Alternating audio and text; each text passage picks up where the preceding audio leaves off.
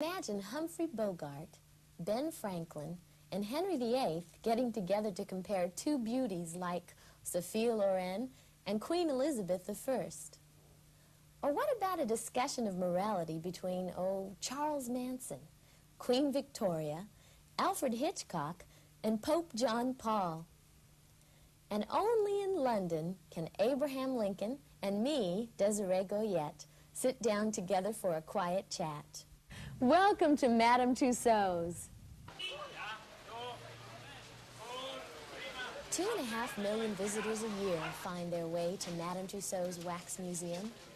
They come here to mingle with the great and the not-so-great, the famous and the infamous, to pose for pictures with princes and politicians, rock stars and revolutionaries, and even this lady who lost her head over a piece of cake.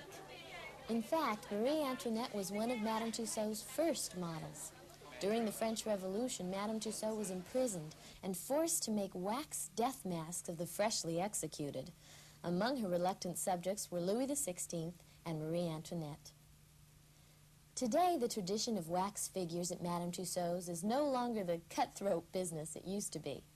These days, you don't have to lose your head to be included in the collection. Worldwide notoriety is enough.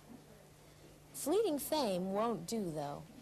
The executive committee of Madame Tussauds must feel you have at least 3 years of glory ahead of you, which is a reasonable request, considering it takes the staff of 25 people an average of 3 months to complete each figure.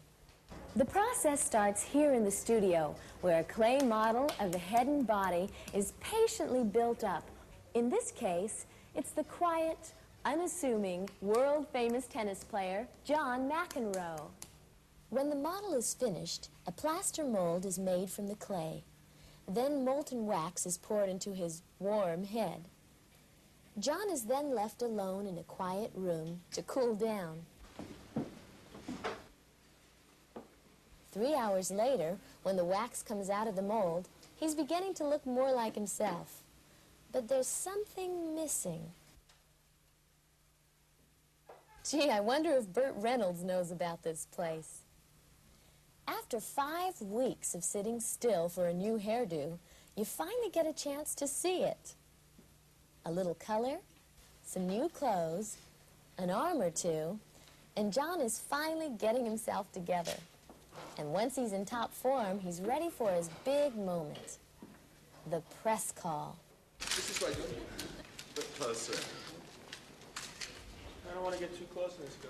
Just go around the other side of the way. Is there any resemblance here? Shocking experience. This is John McEnroe, and I'm here because you asked for it.